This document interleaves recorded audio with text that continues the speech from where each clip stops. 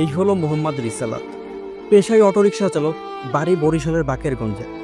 2008 সালে ঢাকায় আসেন দুচোখ ভরা স্বপ্ন নিয়ে।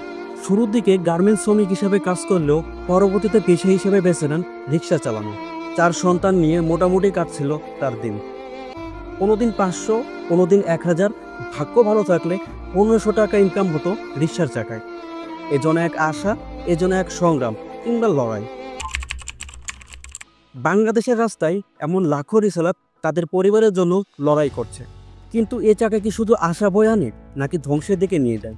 একদিকে জীবিকা সংগ্রাম, অন্যদিকে দুর্ঘটনা, নিষেধাজ্ঞা আর বিশৃঙ্খলা। এই দ্বন্দ্বের মাঝেই আটকে আছে বাংলাদেশের হৃদয়। রিক্সা বাংলাদেশের সংস্কৃতির অবিচ্ছেদ্য অংশ। স্বল্প দূরত্বের জন্য এটি ব্যাপক জনপ্রিয় এবং আমাদের ডেইলি লাইফের একটি অংশ। সাধারণত প্যাডেল রিক্সা আমরা ছোটবেলা থেকে দেখে আসলেও 2007 সালে বাংলাদেশে প্রথম আসে ব্যাটারি চালিত অটোরিকশা, যা কিনা সাশ্রয়ী, বিদ্যুৎ চালিত, কম পরিশ্রমে বেশি আয়ের পথ। বাংলাদেশের কারিগররা প্যাডেল রিক্সার ফ্রেমে ব্যাটারি আর মোটর লাগিয়ে তৈরি করে নতুন রিক্সা। মাত্র 1 বছরে শহর থেকে গ্রামে ছড়িয়ে যায়। 2024 সালে শুধুমাত্র ঢাকার রাস্তায় ছিল 4.5 লাখ অটোরিকশা, যা কিনা 1 বছরের ব্যবধানে 2025 সালে 17 লাখ হয়ে দাঁড়ায়। 1 বছরের ব্যবধানে 13 লক্ষেরও বেশি রিক্সা বেড়েছে ঢাকার রাস্তায়। রিসালাতের মতো লাখো মানুষের এটি জীবিকার নতুন দিগন্ত। কিন্তু এই দিগন্তের পিছনে লুকিয়ে আছে ঝড়। রিসালাতের জন্য অটোরিকশা একটি নতুন জীবিকা, কিন্তু অনেকের কাছে এটি বিপজ্জনক, নিয়ন্ত্রণহীন, লাইসেন্সবিহীন। এই যানগুলো ট্রাফিক নিয়ম ভাঙে, মূল রাস্তা, হাইওয়ে বন্ধ করে। এদের ডিজাইন প্যাডেল রিক্সার ফ্রেম দ্রুতগতির দুর্ঘটনাকে মারাত্মক করে। 2025 সালে ঈদের সময় 340টি সড়ক দুর্ঘটনায় 352 জন মানুষ মারা যান। এই দুর্ঘটনার সাথে বেশিরভাগই অটোরিকশা জড়িত। চট্টগ্রামে একটি শিশু মারা যান অটোরিকশার ধাক্কায়। বাসিন্দারা অটোরিকশাকে চলমান আতঙ্ক হিসাবে আখ্যায়িত করে। 2024 সালে সরকার পতনের পর আইন শৃঙ্খলা শূন্যতায় রিক্সার দৌরত্ব বাড়ে। ফ্লাইওভার, হাইওয়েতে এদের উপস্থিতি যানজট ও দুর্ঘটনা বাড়িয়েছে। রিসালাতের মতো লাখো চালকের জীবন আটকে আছে এই দ্বন্দ্বে। তারা ক্লান্তীয় সম্প্রদায়ের গ্রাম থেকে শহরে এসে রিক্সায় জীবিকা খুঁজছেন, কিন্তু হঠাৎ অভিযানে তাদের স্বপ্ন ছিনিয়ে নেয়।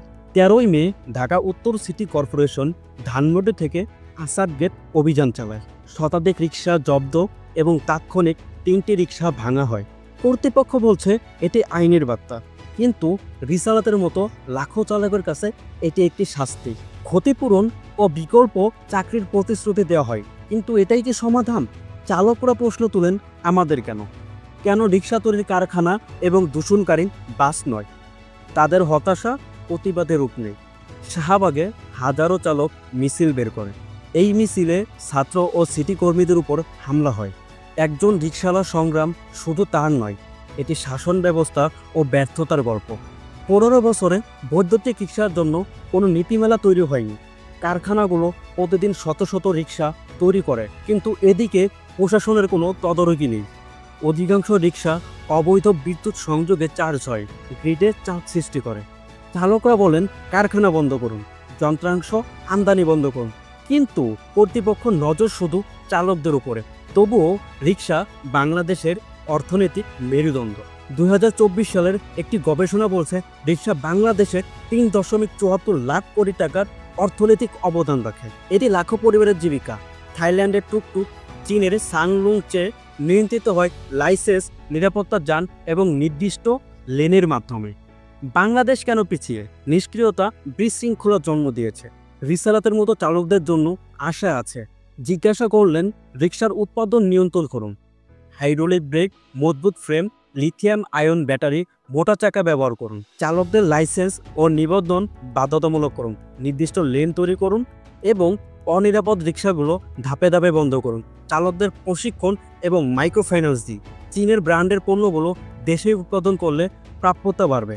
থাইল্যান্ড ও চীন থেকে শিখে বাংলাদেশে বাস্তবায়ন করতে পারে। এতে রিক্সাওয়ালাদের মতো চালকদের জীবিকা বাঁচবে, রাস্তা নিরাপদ হবে। রিক্সা শুধু যানবাহন নয়, এটি রিক্সাওয়ালাদের মতো লাখো চালকদের স্বপ্নের চাকা। সহানুভূতি, নিয়ন্ত্রণ আর উদ্ভাবনের সমন্বয়ে এই দ্বন্দ্বকে জয় করা সম্ভব। চালক, যাত্রী আর শহরের জন্য জীবনের চাকা এগিয়ে চলুক নিরাপদ ও ন্যায্যভাবে।